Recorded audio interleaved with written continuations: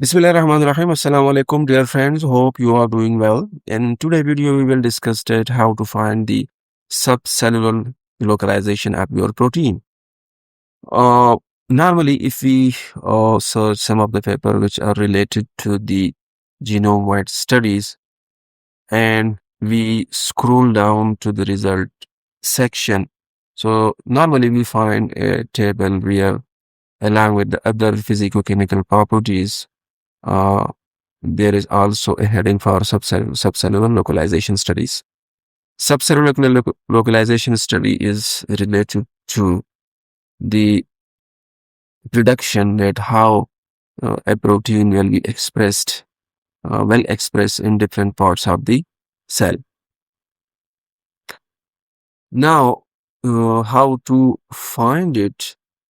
So we have a lot of different tools available, which include deep lock, which is the most reliable.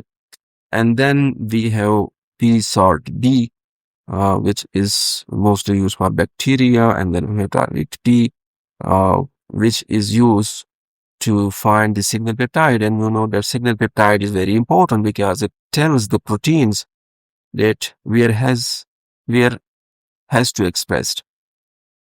And another important is ULP-sort, and the last one is cellular. You can find a lot of other such tools, but in most of the papers, people usually use these tools. Now, without any delay, how you will find the subcellular localization, how you will conduct the subcellular localization study of your protein. So the first one is cellular. So cellular is one of the most important. You need just simply to copy your protein sequence and paste it in this box in the FASTA format, and you will select your organism, whether it's gram negative, gram positive, or eukaryotes. So it's eukaryotes. So I select eukaryotes, whether it's DNA, RNA, and at the end there is also a reference which will be used for citation, and then you click the submit. So immediately it gives you the result. So it shows that the protein will express in the nucleus. So there are also other regions, for example, extracellular, nuclear, plasma membrane, etc. But the signal for the nuclear is the most strong enough. So it also adds direct to the data. So it means that the protein will be expressed in the nuclear region. Another important online tool which is available is the ULP-sort. ULP-sort is also one of the reliable tools, and in most of the paper, it has been used by different peoples. So the process is very simple. Just paste your protein sequence in this box, and then select other parameters. For example, whether it's plant or animal or fungi, and then whether you want to submit it in the form of text, or if you have multiple sequences, you can also submit your sequences in the form of file, which is usually in the notepad.